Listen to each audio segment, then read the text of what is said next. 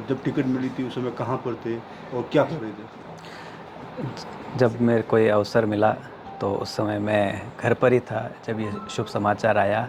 और यह जो मुझे अवसर दिया है भारतीय जनता पार्टी, जो कि विश्व की सबसे बड़ी राजनीतिक पार्टी है, उसके लिए मैं राष्ट्रीय शीर्ष नेतृत्व, प्रदेश शीर्ष नेतृत्व, बाड़मेर की जो हमारी देवतुल्य जनता है और हमारे जो सर्व समाज के जो हमारे प्रबुद्धजन हैं जिन्होंने आशीर्वाद रखा है, और जो हमारे विचारधारा के जो समस्त संगठन के कार्यकर्ता हैं, और सभी का, मेरे शुभचिंतकों का, समर्थकों का, सभी का मैं बहुत बहुत आभार प्रकट करता हूं कि इनका जो ये विश्वास रहा, ये उस विश्वास की जीत है। और उस विश्वास को हम आगे बढ़ाते हुए बाड़मेर मुख्यालय पर 15 सालों बाद एक बार और मजबूती के साथ में कमल खिलाएंगे, और निश्चित रूप से खिलाएंगे। यह जो हमारे कार्यकर्ता हैं, इन सभी की आंखों में जो जोश दिख रहा है, वो जोश के कारण मुख्यालय पर कमल अवश्य खिलेगा। और मैं बहुत आभार प्रकट करता हूं कि पार्टी ने एक साधारण से कार्यकर्ता पर और बाड़मेर के बेटे पर जो ये अपना विश्वास जताया है। तो आपके पास किसी का फ़ोन आया या फिर व्हाट्सएप पे देखा, कैसे आपको पता लगा कि टिकट मिल गई आपको?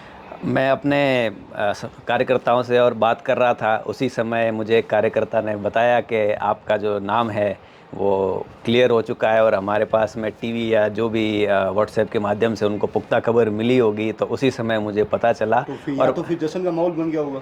जश्न का तो माहौल बनना ही था। कार्यकर्ताओं में खुशी है कि एक साधारण से कार्यकर्ता को, उन्हीं के बीच के एक कार्यकर्ता को अवसर मिला है, और वो सभी ये चाहते हैं कि हम सभी साथ में मिलकर बाड़मेर मुख्यालय पर कमल खिलाएं। तो आपके दादाजी के बाद में इस बार कमल खिलना तय है। मेरे दादाजी परम श्रद्धेय हल शास्त्री स्वर्गीय श्री तगाराम जी चौधरी पर बाड़मेर की जो देवतुल्य जनता है, उन्होंने आज से 20 वर्ष पूर्व जो अपना स्नेह प्रदान किया था, और वो भारी बहुमत के साथ में जो स्नेह प्रदान किया था, और उसके बाद में उन्होंने भी यहाँ की जनता के विकास के कार्यों में कोई कमी नहीं रखी, सर्व समाज के उन्होंने काम किए। और मेरा भी यह मानना है कि मुझे उनके सिद्धांतों को, उनके जो ईमानदारी से, पूर्ण ईमानदारी से जो कार्य किए, उनको मुझे आगे बढ़ाना है, और उनका आशीर्वाद जो है वो सदैव मेरे साथ है। और निश्चित रूप से उनके आशीर्वाद से, बाड़मेर की देवतुल्य जनता के आशीर्वाद से, कार्यकर्ताओं के आशीर्वाद से, और शीर्ष नेतृत्व के आशीर्वाद से, समस्त देवी देवताओं और संत जनों, पूज्य संत जनों के आशीर्वाद से हम यहाँ बाड़मेर मुख्यालय को जीतने वाले हैं, इसमें कोई शक नहीं है। और 15 सालों का जो भ्रष्टाचार, कुशासन और जो अराजकता है, उसको ख़त्म करने वाले हैं। तो आप 35 साल की आपकी उम्र है। इस समय तो युवा कोई व्यापार करते हैं, कोई नौकरी करते हैं, आप राजनीति में कैसे आ गए?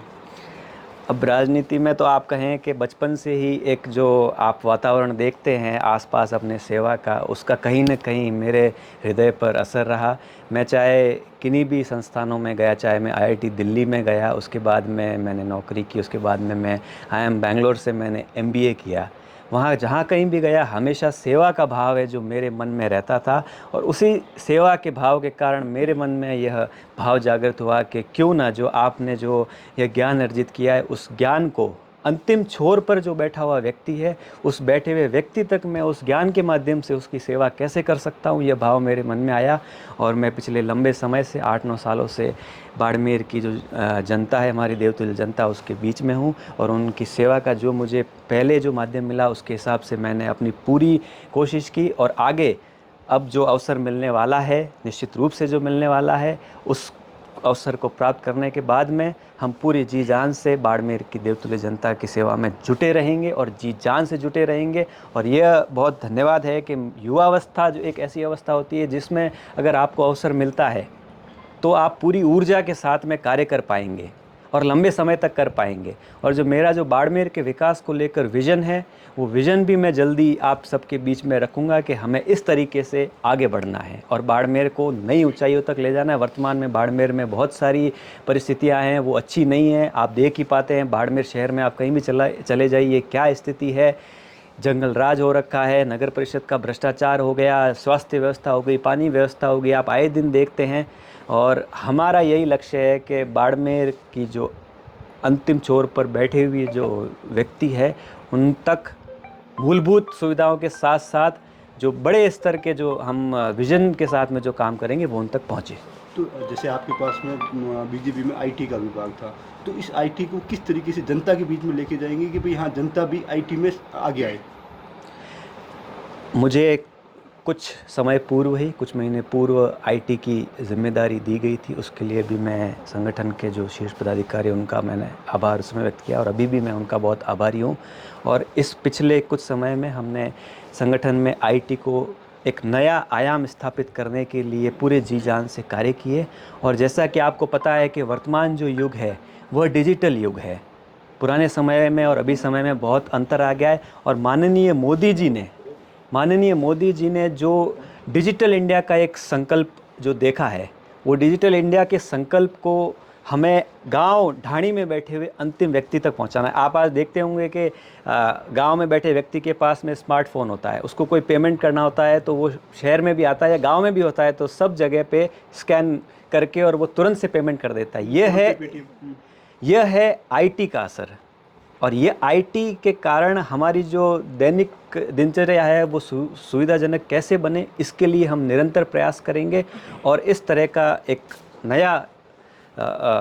नया एक वातावरण स्थापित करेंगे जिसके अंदर डिजिटल माध्यम से आम जन को सुविधा मिल सके। युवाओं के लिए क्या अपील है आपके लिए राजनीति में आने के लिए? देखिए, युवाओं के लिए राजनीति में आना एक बहुत ही चैलेंज होता है, लेकिन मेरा ये मानना है कि आप किसी चैलेंज को अगर स्वीकार करते हैं तो आपको उसमें पूरे तन मन धन जो भी आपका सर्वस्व अर्पण करके आपको जुट जाना चाहिए। सफलता देखिए ऐसी है कि कभी मिलती है कभी नहीं मिलती है। अब आप मेरी बात कीजिए कि मैं लंबे समय से बाड़मेर की जनता के बीच में हूँ, लेकिन धैर्यपूर्वक संगठन का कार्य किया, जो भी सेवा का मौका मिला उसके लिए कार्य किया। और अब इस समय हमारे संगठन का आशीर्वाद हुआ है और मुझे ये अवसर मिला है तो निश्चित रूप से पूरे जी जान से जुटेंगे और बाड़मेर मुख्यालय के ऊपर हम कमल खिलाएंगे और पूरे जोर शोर के साथ खिलाएंगे। Thank you. धन्यवाद।